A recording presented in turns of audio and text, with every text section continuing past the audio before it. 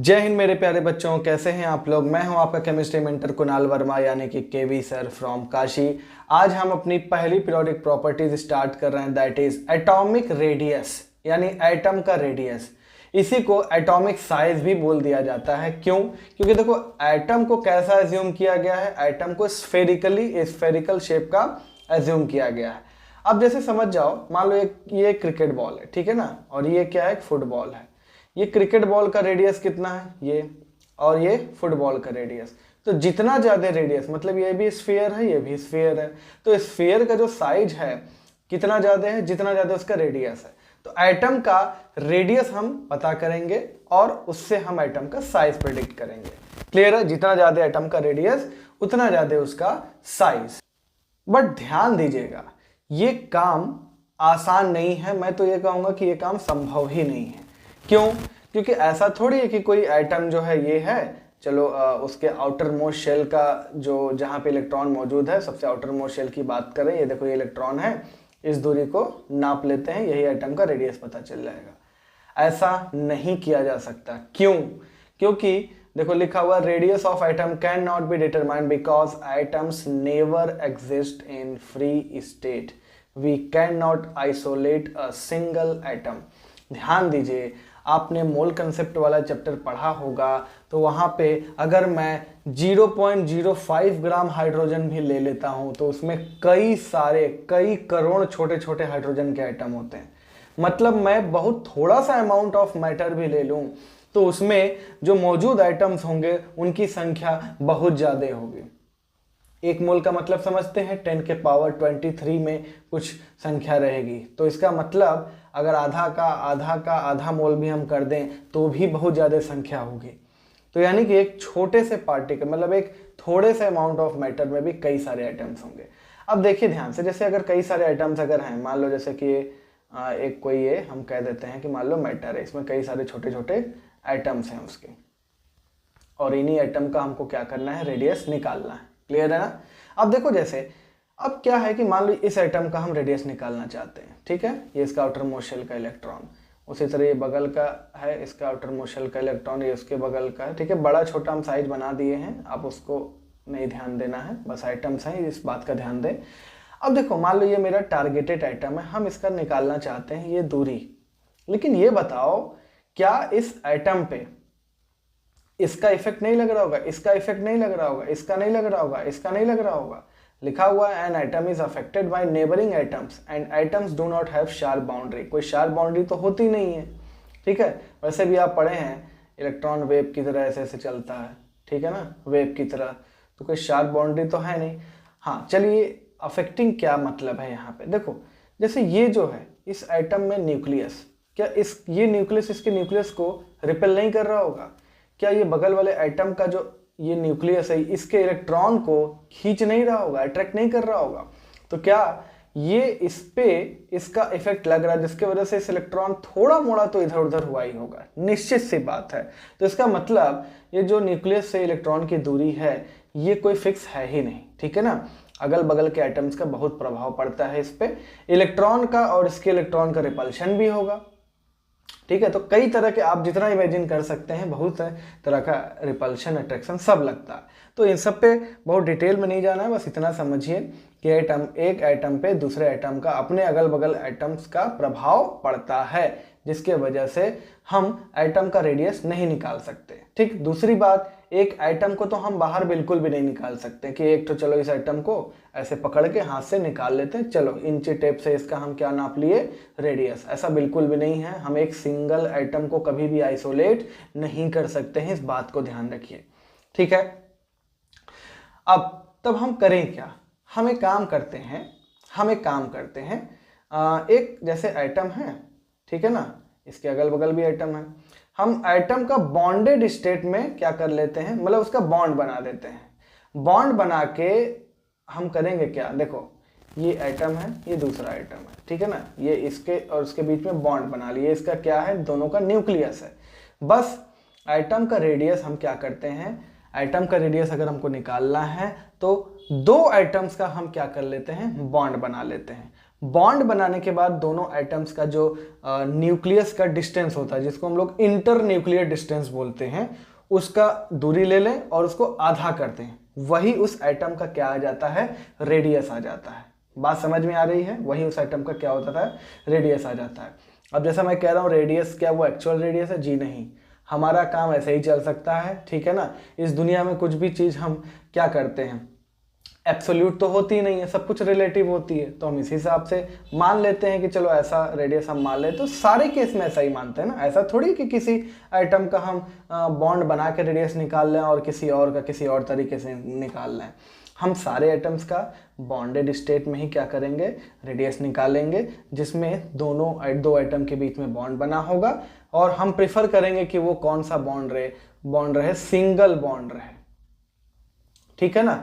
ऐसा नहीं है कि डबल बॉन्ड में नहीं आ सकता, बट ध्यान से समझना, सिंगल बॉन्ड में क्या होगा, अगर हम डबल बॉन्ड और ट्रिपल बॉन्ड बनाएंगे उसके लिए एटम को बहुत ज़्यादा क्लोज आना पड़ेगा, और बहुत ज़्यादा क्लोज आना पड़ेगा तो वैसे भी एटम का रेडियस जितना हम चाहते हैं उससे बहुत कम आएगा, ठीक है ना। तो एटलीस्ट एग्जैक्ट ना आए तो कम से कम उसके नज़दीक तो आए, ठीक है।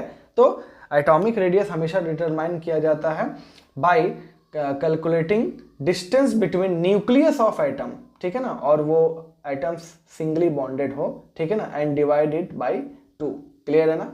और जो एटम के न्यूक्लियस के बीच में डिस्टेंस होता है उसी को इंटर न्यूक्लियर डिस्टेंस या फिर उसी को हम लोग बॉन्ड लेंथ बोलते हैं, ध्यान से समझना, क्लियर है। चलिए इसको हम समझते हैं। इसके बाद हम सबसे पहला अपना रेडियस स्टार्ट करते हैं, कोवेलेंट। देखो एटम्स अलग अलग तरह के बॉन्ड बनाते हैं, जिस तरह का बॉन्ड रहेगा उस तरह का उसका रेडियस होगा। जैसे दो एटम मिलके कोवेलेंट बॉन्ड बनाए तो वहाँ पे कोवेलेंट रेडियस होगा, दो एटम मिलके मेटालिक बॉन्ड बनाएंगे तो मेटालिक रेडियस होगा, दो एटम मिलके वंडर वॉल बॉन्ड बना रहे हैं जिसको हम लोग वंडर वॉल अट्रैक्शन बोलते हैं तो वहाँ पे वंडर वॉल रेडियस हो जाएगा। ये एक एक करके हम धीरे धीरे समझ लेते हैं, ठीक है। बाकी इन सब चीज़ का धीरे धीरे आइडिया आपको जैसे जैसे आप केमिकल बॉन्डिंग तक जाएंगे तो आपको और भी क्लियर होता जाएगा, लेकिन एक बेसिक नॉलेज आपके पास बॉन्डिंग का तो होना ही चाहिए। चलिए अब हम सबसे पहला स्टार्ट करते हैं, कोवेलेंट रेडियस। सबसे पहली बात, जब तक कुछ ना कहा जाए डबल बॉन्ड नहीं है, वो सिंगल बॉन्ड है, हम हमेशा प्रेफर करेंगे कि सिंगल बॉन्ड हो। तो कोवेलेंट रेडियस, पहले इट इज प्रिफर्ड, यहाँ पे याद रख लो, it is preferred for non metals, ठीक है ना। आप ध्यान रखिए, मैं बात करूं कोवेलेंट बॉन्ड कहाँ बनता है, नॉन मेटल के बीच में ही बनता है। जैसे Cl2, Br2, H2, HCl, HF, ये सब क्या है, सब नॉन मेटल हैं, ठीक है। तो कोवेलेंट रेडियस क्या हो जाएगा, it is determined if single covalent bond is present between two similar atoms. Similar atoms में आप सेम एटम्स भी बोल सकते हैं, ठीक है ना। ये जो स्ट्रक्चर बना है इसको आप मतलब स्फीयर ही अज्यूम करना, ये दोनों स्फीयर हैं। आप लोग अच्छे से आप लोग बचपन में पढ़े होंगे, क्लास, बचपन का मतलब क्लास 10th। जैसे H2 क्या होता है, ये हाइड्रोजन का आउटर मोस्ट शेल में एक इलेक्ट्रॉन, दूसरे हाइड्रोजन का भी आउटर मोस्ट शेल में एक इलेक्ट्रॉन, ये है हाइड्रोजन और ये है दूसरा हाइड्रोजन जिसका आउटर मोस्ट शेल में इलेक्ट्रॉन है। दोनों क्या करते हैं, शेयरिंग कर लेते हैं इलेक्ट्रॉन का, ठीक है ना। और ये शेयरिंग वाला रीजन है जिसमें दोनों इलेक्ट्रॉन है, तो इसको हम लोग बोलते हैं ये H और बीच में सिंगल बॉन्ड, और यही सिंगल बॉन्ड दो इलेक्ट्रॉन है। कुछ याद आ गया आपको, ठीक है। तो ये हो गया कोवेलेंट बॉन्ड, क्लियर है ना। जिसमें ध्यान से समझिए, आप इतना तो समझ रहे हैं कि ये न्यूक्लियस और ये न्यूक्लियस के बीच की जो दूरी है इसी को बॉन्ड लेंथ बोलेंगे, यानी DAA, ठीक है ना। AA के न्यूक्लियस के बीच की दूरी DAA, ठीक, बॉन्ड लेंथ। अब इसी का अगर हम आधा कर दें, ध्यान से समझना, ये A2 हम लिख रहे हैं यानी कि दोनों आइटम सेम है, दोनों आइटम डिफरेंट भी हो सकते हैं। दो केस आएगा, दोनों आइटम सेम है, दोनों आइटम डिफरेंट है विथ स्मॉल इलेक्ट्रोनेगेटिविटी डिफरेंस, ठीक है ना। तो ध्यान से देखो, ये न्यूक्लियस के बीच की दूरी है, बॉन्ड लेंथ, इसको डिवाइड कर देंगे तो ये क्या आ जाएगा, रेडियस ऑफ A आ जाएगा, और यही क्या है, ये कोवेलेंट रेडियस है। जैसे एग्जांपल के तौर पे हम बोलें, अगर बॉन्ड लेंथ H2 का 0.74 है, मतलब ये मान लो ये H2 बन रहा है, ठीक है ना, ये H2 बन रहा है, ये बॉन्ड लेंथ कितना है, 0.74 है, ठीक। तो ये आधी दूरी क्या हो जाएगी, ये आधी दूरी जो है, इतनी दूरी, ये क्या कहलाएगी, रेडियस ऑफ हाइड्रोजन कहलाएगा।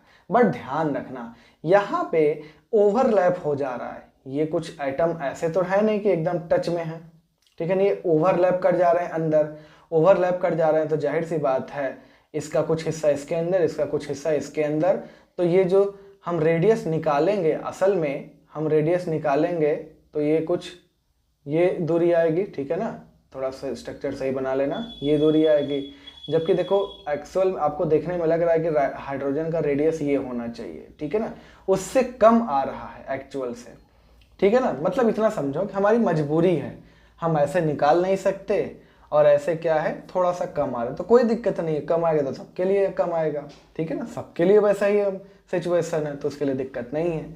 तो यहाँ पे जैसे बॉन्ड लेंथ Cl2 का 1.9 है तो उसका आधा कर देंगे तो ये क्लोरीन का क्या आ जाएगा, रेडियस आ जाएगा 0.99 एंगस्ट्रॉन।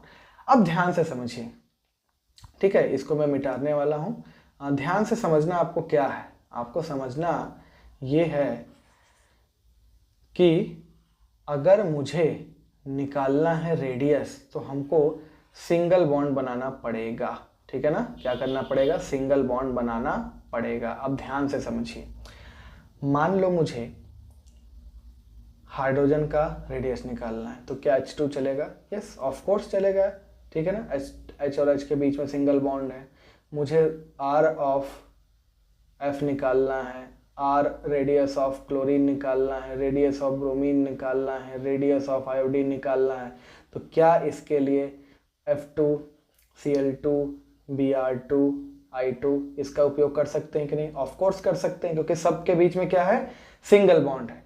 बट मान लो मुझे रेडियस ऑफ ऑक्सीजन निकालना है, तो क्या हम O2 मॉलिक्यूल का इस्तेमाल कर सकते हैं, सोचो, बिल्कुल नहीं, क्योंकि ये ऑक्सीजन ऑक्सीजन के बीच में डबल बॉन्ड हो गया, ठीक है। अगर मुझे रेडियस ऑफ नाइट्रोजन निकालना है तो क्या हम N2 का इस्तेमाल कर सकते हैं, यहाँ पर भी नहीं कर सकते, क्योंकि हमको सिंगल बॉन्ड चाहिए और N के बीच में क्या होता है, ट्रिपल बॉन्ड। तो क्या रेडियस ऑफ ऑक्सीजन एटम निकल ही नहीं सकता, ऐसा किसने कहा, निकलेगा, क्यों नहीं निकलेगा। हम क्या कर सकते हैं, हमको ऑक्सीजन ऑक्सीजन के बीच में सिंगल बॉन्ड चाहिए, और सिंगल बॉन्ड कहाँ बनता है, O के बीच में, पेरोक्साइड में, ठीक है ना। तो अगर मुझे RO चाहिए तो हम H2O2 का एग्जाम्पल ले सकते हैं, मतलब सहारा। तो इसका स्ट्रक्चर कुछ इस तरीके से होता है, देखो O के बीच में सिंगल बॉन्ड मिल गया। अब इस बॉन्ड का लेंथ निकाल लो, इस बॉन्ड का लेंथ निकाल लो और इसको डिवाइड कर दो 2 से, तो रेडियस ऑफ ऑक्सीजन आ जाएगा। क्लियर है ना। सिमिलरली अगर मुझे रेडियस ऑफ नाइट्रोजन चाहिए तो हम क्या कर सकते हैं, हम हाइड्रोजन ले सकते हैं। हाइड्रोजन मतलब NH2, ठीक है, NH2। इसका स्ट्रक्चर देखें तो ये R, ये हो जाएगा N, सिंगल बॉन्ड N, और इधर H और इधर भी H। अब ये जो बॉन्ड दिख रहा है इसका दूरी निकाल लो, तो रेडियस ऑफ नाइट्रोजन क्या हो जाएगा, bond length divided by 2। Clear है। तो ये हो जाएगा। ऐसा नहीं है कि रेडियस ऑफ, यहाँ पे जो रेडियस हम O निकालना है ये सिंगली बॉन्डेड ऑक्सीजन का बॉन्ड लेंथ का आधा है, ध्यान रखना, ठीक है ना। रेडियस डबल बॉन्डेड ऑक्सीजन का भी आधा करके हम निकाल सकते हैं, तो वो उसकी बात हम थोड़ी सी अभी कर लेंगे। क्लियर है, पहले इसको नोट कर लीजिए। क्लियर है, चलिए तो इसको हम थोड़ा सा इरेज करने वाले हैं, आप लोग इसको नोट कर लेंगे। अब जैसे कि मान लीजिए डबल बॉन्ड या ट्रिपल बॉन्ड है तो हम क्या उसका रेडियस नहीं निकाल सकते। कोई अगर हमसे बोले हमको निकालना है डबल बॉन्ड रेडियस, ठीक है ना, R, ठीक है ना, हमको क्या निकालना है, डबल बॉन्ड रेडियस। जैसे कि मान लो जो बॉन्ड लेंथ होता है, ठीक है ना, जो बॉन्ड लेंथ होता है, ठीक है ना, जैसे कि D carbon carbon single bond का जो बॉन्ड लेंथ होता है वो होता है 1.54 एंगस्ट्रॉन, ठीक है। Bond length of carbon carbon double bond वो होता है 1.33 एंगस्ट्रॉन, ठीक है ना। और bond length carbon carbon triple bond होता है 1.20 एंगस्ट्रॉन। तो ध्यान रखना रेडियस ऑफ कार्बन, ध्यान रखना ये radius of carbon single bond वाला है, ठीक है ना। ये कितना आ जाएगा 1.54 डिवाइडेड बाई 2, और यहाँ पे radius of carbon double bond वाला कितना आ जाएगा 1.33 डिवाइडेड बाई 2। यहाँ पे radius of triple bond divided ये कितना हो जाएगा 1.20 डिवाइडेड बाई 2। ध्यान से समझो, ये सबसे ज़्यादा और ये सबसे कम। तो हम ऐसा कह सकते हैं कि जो सिंगल बॉन्ड रेडियस होता है सबसे ज़्यादा होता है, ठीक है ना। सिंगल बॉन्ड रेडियस सबसे ज़्यादा than double bond radius than triple bond radius, ठीक। क्योंकि देखो मल्टीपल बॉन्ड बनाने के लिए होता क्या है, आइटम्स को बहुत ज़्यादा क्लोज आना पड़ता है, तो जाहिर सी बात है बॉन्ड लेंथ तो घटेगा ही घटेगा। क्लियर है। तो ये कुछ बातें थी, आप इसको याद कर लेंगे, हो सकता है आपके लिए कभी इसकी ज़रूरत पड़ जाए। इसको नोट कर लो, फिर हम आगे बढ़ते हैं, ठीक है। चलिए नेक्स्ट में हम इसका थोड़ा सा एप्लीकेशन देख लेते हैं। देखिए, ठीक है ना, इसका एप्लीकेशन हो गया ये। चलिए अब थोड़ा सा देख लेते हैं एप्लीकेशन। देखिए एप्लीकेशन में एक आता है स्टीवेंसन एंड शूमेकर फॉर्मूला। देखिए ये क्या है, पहली बात तो ये हेटेरो एटम्स, ठीक है ना, हेटेरो एटम मॉलिक्यूल्स के लिए है, ठीक है ना। हेटेरो एटम मॉलिक्यूल्स मतलब डिफरेंट एटम्स। अभी तक तो हम सेम एटम की बात कर रहे थे, और डिफरेंट एटम है तो जाहिर सी बात है उसमें इलेक्ट्रोनेगेटिविटी का डिफरेंस भी होगा, ठीक है। और इसमें से भी ये कब यूज होता है, ये तब यूज होता है लार्ज डिफरेंस ऑफ इलेक्ट्रोनेगेटिविटीज, ठीक है ना, बिटवीन ए एंड बी, ठीक है, ए एंड बी। तो यहाँ पे क्या है, कोवेलेंट रेडियस कैसे निकालेंगे, ये देखो ध्यान से, ये जस्ट एक कोवेलेंट रेडियस का एप्लीकेशन है।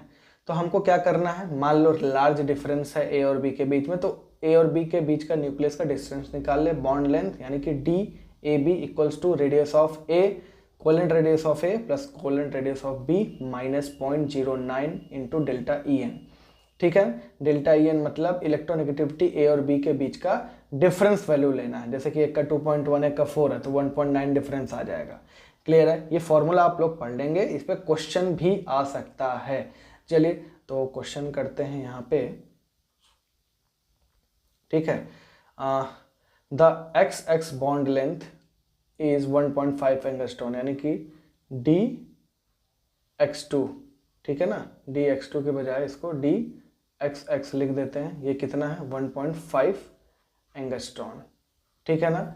यानी कि यहाँ से रेडियस ऑफ x निकल गया कि नहीं, ठीक है, रेडियस ऑफ x कितना निकल गया 0.75 एंगस्ट्रॉन। दूसरा डी वाई वाई कितना दिया हुआ है 1.48 एंगस्ट्रॉन। तो यहाँ पे आर वाई कितना निकल के आ जाएगा, डिवाइड करेंगे तो 0.74 एंगस्ट्रॉन। क्लियर है ना। अब हमको पुट करना है फॉर्मूला में, तो डी हमको बॉन्ड लेंथ निकालना है, एक्स वाई कहो या वाई एक्स, तो हम वाई एक्स दिया है तो वाई एक्स ही बोल देते हैं। D Y X equals to R of X plus R of Y. देखो पहले वाई लिखे हैं तो आप आर वाई पहले लिख ले अगर कोई कंफ्यूजन हो रहा था। तो R X plus R Y minus 0.09 into electronegativity का डिफरेंस कितना है, एक का 3.5 है एक का 3 है, तो ये आ जाएगा 0.5, ठीक है। ये आर एक्स कितना है 0.75 प्लस 0.74 माइनस 0.09 इंटू 0.5। तो यहाँ से इसको सॉल्व करेंगे तो ये कितना आ जाएगा 1.445 एंगस्ट्रॉन। क्लियर है। तो ये फॉर्मूला भी आप लोग याद कर लेंगे, इसको नोट कर लो। हो गया ये। चलिए नेक्स्ट क्वेश्चन देखते हैं। If bond length of F2 is 1.44 angstrom, तो यहाँ से R ऑफ F कितना निकल के आ जाएगा 1.44 डिवाइडेड बाई 2 यानी कि आ जाएगा 0.72, ठीक। और बॉन्ड लेंथ H2 का दिया हुआ है तो R ऑफ H कितना हो जाएगा 0.37 एंगस्ट्रॉन, ठीक है। Find out the bond length of HF, यानी R ऑफ मतलब ये D ऑफ HF हमसे पूछ रहा है। ये क्या हो जाएगा R of H plus R of F minus 0.09 into electronegativity का डिफरेंस 4 और ये 2.1, तो ये हो गया 1.9। ठीक है, RH 0.37 प्लस ये हो गया 0.72 माइनस 0.09 इंटू 1.9। जब इसको सॉल्व करेंगे तो 0.919 एंगस्ट्रॉन आएगा। क्लियर है, इसको नोट कर लीजिए। ठीक, तो ये स्टीवेंसन और शूमेकर का फॉर्मूले का क्या है, ये एप्लीकेशन है, इसको आप लोग याद कर लेंगे। ये बॉन्ड लेंथ ऑफ AB निकालने का तरीका है, ठीक है ना, फॉर्मूला है, जिसमें A और B क्या हैं, डिफरेंट आइटम्स तो हैं ही, साथ में इनके बीच में कुछ इलेक्ट्रोनेगेटिविटी डिफरेंस है, मतलब नेग्लिजिबल डिफरेंस नहीं है, कुछ है ऐसा कि जो दोनों का डिफरेंस आएगा। ठीक है ना, उसके लिए फॉर्मूला ये है कि RA plus RB minus 0.09 delta EN। ठीक है, चलिए तो अब हम नेक्स्ट चलते हैं। अब देखो, अगर मान लो मॉलिक्यूल वैसा ही है, ठीक है ना, हेट्रोन्यूक्लियर ही है, बट उसमें क्या है कि सिंगल बॉन्ड से कनेक्टेड है, बट उनके बीच की इलेक्ट्रोनेगेटिविटी क्या है, बहुत ही कम है, डिफरेंस बहुत कम है।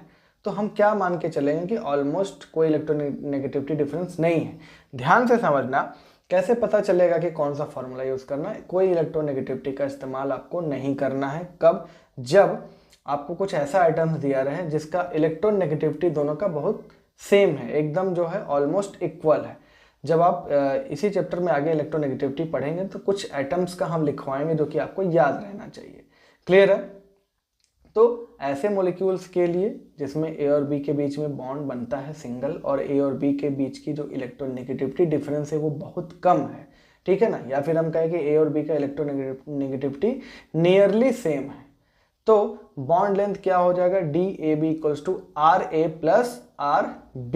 ठीक है, जैसे कार्बोरेंडम क्या होता है, ये सिलिकॉन कार्बाइड होता है, ठीक है, SiC।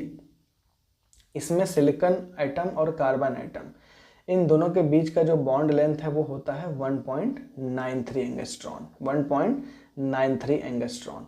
ठीक है ना, सिंगल बॉन्ड का। ठीक, और radius of single bonded carbon, ठीक, वो कितना होता है 0.77 एंगस्ट्रॉन। तो हम बॉन्ड लेंथ को बराबर कर देंगे radius of silicon plus radius of carbon के, तो यहाँ से रेडियस ऑफ सिलिकॉन निकल जाएगा 1.16 एंगस्ट्रॉन। सिमिलरली CCl4 में, ठीक है, CCl4 में तो यहाँ पे क्या है 1.76 एंगस्ट्रॉन दिया हुआ है कार्बन क्लोरीन सिंगल बॉन्ड का, that will be equals to radius of C plus radius of Cl। तो यहाँ पे रेडियस ऑफ C 0.77 एंगस्ट्रॉन है, तो रेडियस ऑफ Cl निकल जाएगा 0.99 एंगस्ट्रॉन। क्लियर है? तो ये छोटी सी बात थी, ध्यान रखिएगा।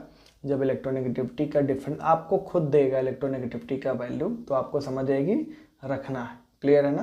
तो ये हो गया। चलिए अब हम नेक्स्ट देखते हैं, और नेक्स्ट क्या है अपना, नेक्स्ट है मेटालिक रेडियस। ठीक है ना, नेक्स्ट क्या है, मेटालिक रेडियस, या उसी को क्रिस्टल रेडियस भी बोलते हैं। अब देखिए, कोई अगर मेटल है, मेटल का लैटिस है, ठीक है ना, लैटिस में क्या होता है, मेटल जो होते हैं वो एक दूसरे को लगभग क्या किए रहते हैं, टच किए रहते हैं। ठीक है ना, जैसे मैं बना देता हूँ यहाँ पे, ठीक है, जैसे कि मान लीजिए ये मेटल का क्रिस्टल है, ठीक, जिसको हम लोग लैटिस बोलते हैं। इसमें क्या होते हैं, कई सारे आइटम्स होते हैं, ठीक, वो ऑलमोस्ट क्या किए रहते हैं, टच किए रहते हैं सबको, कोई ओवरलैपिंग नहीं होती है।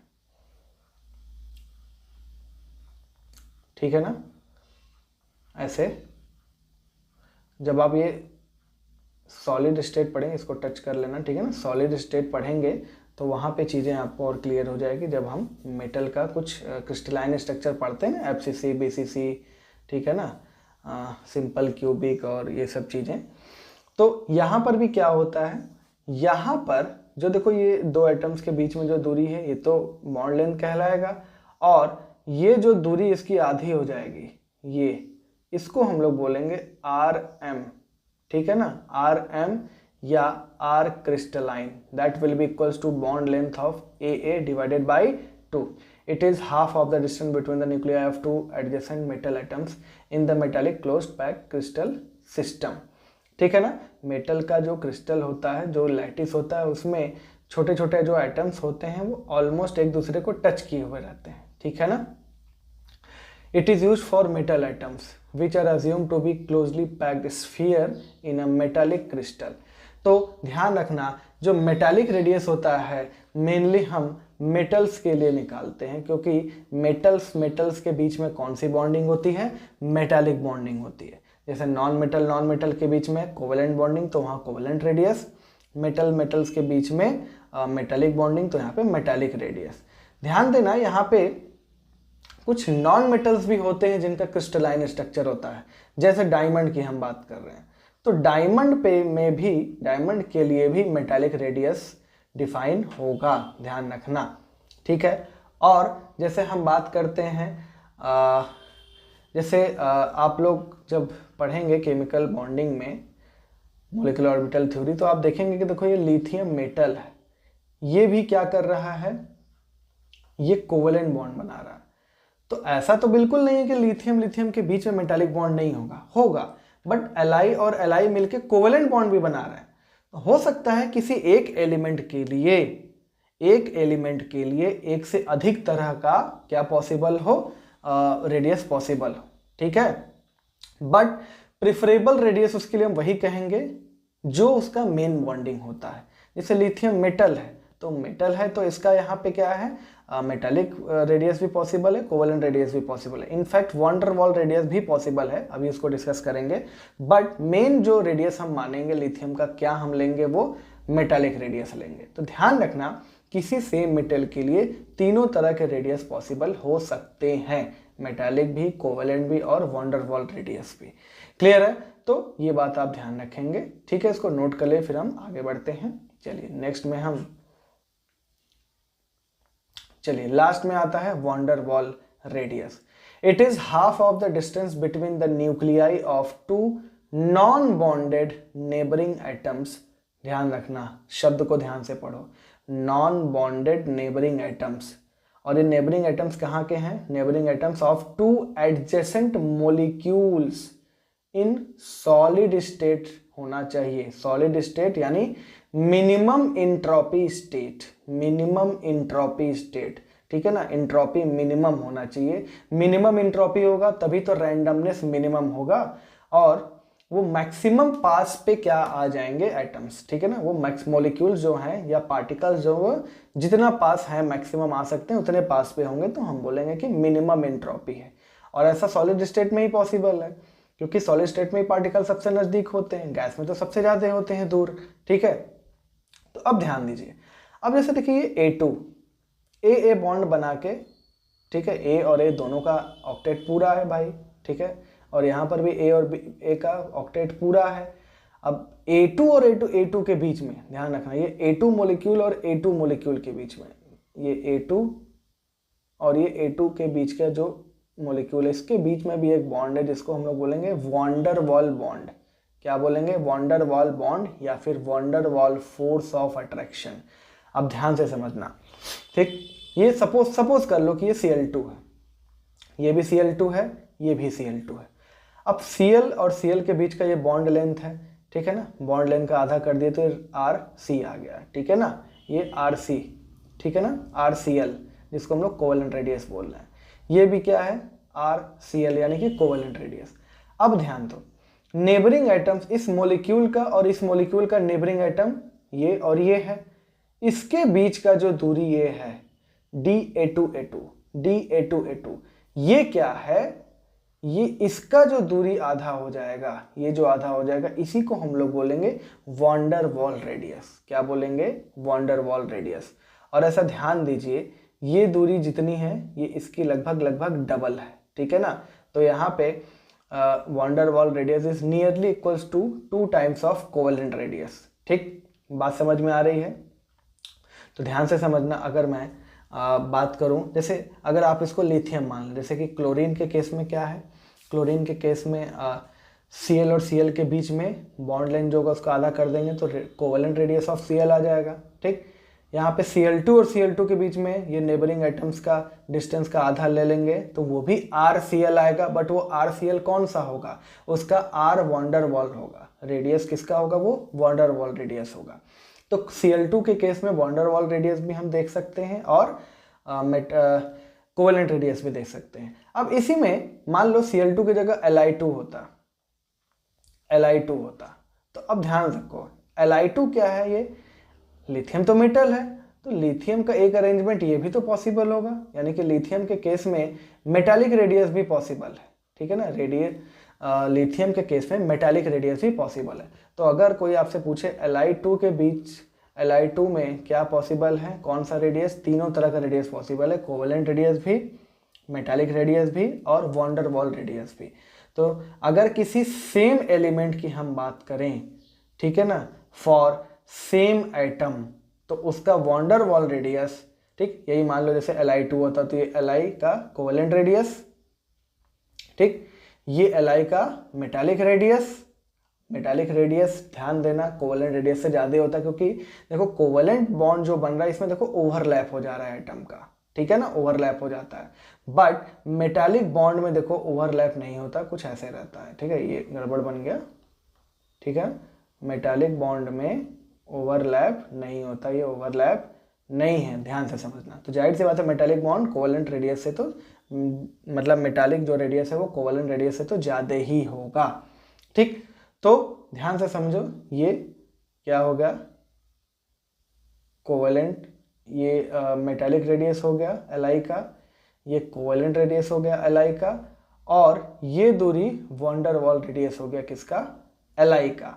तो ध्यान रखना, ये भी आप रेशियो याद रखेंगे, radius of van der Waal is nearly equal to 2 into covalent radius. और सेम एलिमेंट के लिए वॉन्डर वॉल रेडियस अगर मैं बात करूं लिथियम क्या, तो वॉन्डर वॉल रेडियस उसका सबसे ज़्यादा होगा, उससे कम उसका मेटालिक रेडियस और सबसे कम उसका covalent radius. But preferable radius क्या होगा लिथियम का, तो हम बोलेंगे मेटालिक रेडियस, क्योंकि वो मेटल है। प्रिफरेबल रेडियस अगर हम बात करें क्लोरीन का, तो वो क्या होगा, वो उसका कोवेलेंट रेडियस होगा, क्योंकि वो कोवेलेंट बॉन्ड उसका नेचर है बनाना, ठीक है। अब एक चीज और ध्यान रखिए, ये जो नोबल गैस होते हैं जैसे हीलियम, नियॉन, आर्गन, क्रिप्टन, ये सब क्या होते हैं, ये सब तो भाई इनकी इच्छाएं सारी मर चुकी हैं, इनको तो मोक्ष की प्राप्ति हो चुकी है, ये नोबल गैस है, कुछ करना ही नहीं चाहते, और कुछ करना, सारी दुनिया जो है बॉन्ड बनाने में लगी हुई है, सारे आइटम्स बॉन्ड बनाने में लगा हुआ है। एक Cl मिल के, Cl अनस्टेबल है, Cl दूसरा भी अनस्टेबल है, तो मार्केट में Cl नहीं पाया जाता, क्या पाया जाता है वातावरण में, Cl2, ब्रोमीन नहीं पाया जाता, क्या पाया जाता है, Br2। सारे एटम्स जो हैं बॉन्डिंग बनाने में लगे हुए हैं, कुछ ना कुछ किसी न किसी एटम के साथ बॉन्डिंग बना के रहते हैं, ताकि उनको ऑक्टेट पूरा हो जाए या थर्मोडायनेमिक स्टेबिलिटी उनको मिल जाए। तो सिमिलरली हीलियम जो होता है वो तो वैसे ही स्टेबल है, एक हीलियम एटम किसी और एटम से जो है रिएक्शन, मतलब क्या करेगा, बॉन्डिंग नहीं करेगा। तो हीलियम के बीच में ये हीलियम है, ये हीलियम है, ठीक है ना, ये हीलियम इतना ज़्यादा दूरी है, इसका मतलब कि कौन सा रेडियस होगा यहाँ पे, ये एक तरीके की बॉन्डिंग हम मानेंगे इसको, कौन सी बॉन्डिंग मानेंगे, van der Waal bonding, van der Waal force of attraction. और ध्यान से समझना, जो हीलियम होते हैं देखो मॉलिक्यूल स्टेबल होते हैं एटम से ज़्यादा मॉलिक्यूल स्टेबल होता है। मैं पूछूं Cl स्टेबल है कि Cl2, तो ऑफकोर्स Cl2 स्टेबल है, और हीलियम जो है एटम होने के बावजूद स्टेबल है। तो इसको हीलियम को हम लोग हीलियम एटम नहीं बोलेंगे, हीलियम मॉलिक्यूल बोलेंगे, जिसकी एटॉमिसिटी कितनी है, 1 है, ये मोनो एटॉमिक है। तो जितने भी नोबल गैस है वो मॉलिक्यूल ही माने जाते हैं, बट इनकी एटॉमिसिटी 1 है, ये मोनो एटॉमिक मॉलिक्यूल्स माने जाते हैं, ठीक है। और एक नोबल गैस का एटम और दूसरे नोबल, मतलब सेम नोबल गैस का दूसरा एटम, उसके बीच में जो दूरी होती है वो DHE या DNE, उसको हम लोग क्या बोलेंगे, बॉन्ड लेंथ, और उसका आधा कर देंगे तो उस एटम का, उस हीलियम एटम का या उस नोबल गैस का रेडियस आ जाएगा, और उसको हम लोग वहां पे क्या बोलेंगे, कौन सी बॉन्ड है, वॉन्डर वॉल बॉन्ड, तो हम उसको वॉन्डर वॉल रेडियस कहेंगे, ध्यान से समझना। तो नॉन मेटल्स के लिए preferable radius covalent radius, metallic metals के लिए preferable radius metallic radius. Noble gas के लिए प्रेफरेबल रेडियस कौन होगा? वैन डर वाल रेडियस होगा। इस बात को ध्यान रखेंगे, तभी तो हम लोग कहते हैं, जब हम लोग एटॉमिक साइज का वेरिएशन नेक्स्ट लेक्चर में सीखेंगे ना कि लेफ्ट से राइट घटता है, बढ़ता है, ऊपर से नीचे क्या होता है, तो आप देखेंगे कि नोबल गैस का साइज सबसे ज़्यादा बड़ा हो जाता है अपने पीरियड में। क्यों? क्योंकि उसका एक एटम दूसरे के साथ बॉन्ड ही नहीं बनाता है ना। जब बॉन्ड ही नहीं बनाता तो बहुत दूर पे होंगे, बहुत दूर होंगे तो उनका रेडियस बहुत बड़ा होगा, ठीक है ना। बट एक बात ध्यान रखिए आप लोग, ये हम बॉन्डेड स्टेट में हमारी मजबूरी है। जब हम सबको बॉन्डेड में मान रहे हैं तो हीलियम एटम को भी बॉन्डेड में मान रहे हैं।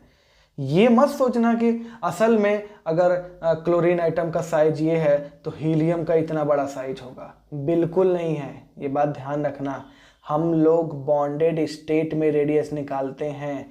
ये जो दूरी निकाल रहे हैं, अगर ये रेडियस देखना पड़े तो इतना बड़ा साइज हो जाएगा हीलियम का। बात समझ में आ रही है? असल में इन एक्चुअल हीलियम एटम का साइज उतना बड़ा नहीं होता है, रेडियस उतना बड़ा नहीं होता है। जस्ट हमारी मजबूरी है कि हम बॉन्डेड स्टेट में निकाल रहे हैं, तो सारे एटम को बॉन्डेड स्टेट में निकालेंगे तो हमारी मजबूरी है कि हम हीलियम यानी कि जितने भी नोबल गैस हैं उनका भी हम बॉन्डेड स्टेट में ही क्या करेंगे, रेडियस निकालेंगे, ठीक है ना। असल में बोले कि क्लोरीन एटम से हीलियम एटम कितना बड़ा है, क्या इतना बड़ा हो गया क्या हीलियम एटम क्लोरीन के मुकाबले, ठीक है ना।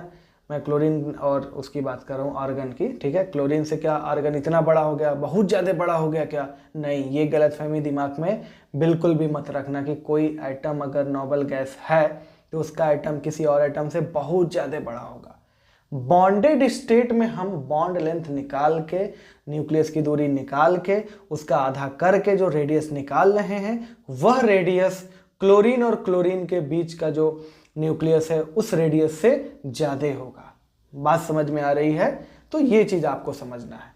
चलिए, तो आज का लेक्चर अब फिनिश करते हैं। अगला लेक्चर और उसका भी अगला लेक्चर, अब सारे ही लेक्चर बहुत ही ज़्यादा इंपॉर्टेंट होने वाले हैं, क्योंकि अब हम एटॉमिक रेडियस का वेरिएशन सीखने वाले हैं कि लेफ्ट से राइट क्या होता है, ऊपर से नीचे क्या होता है। क्लियर है? तो मिलते हैं अगले क्लास में, तब तक के लिए जय हिंद,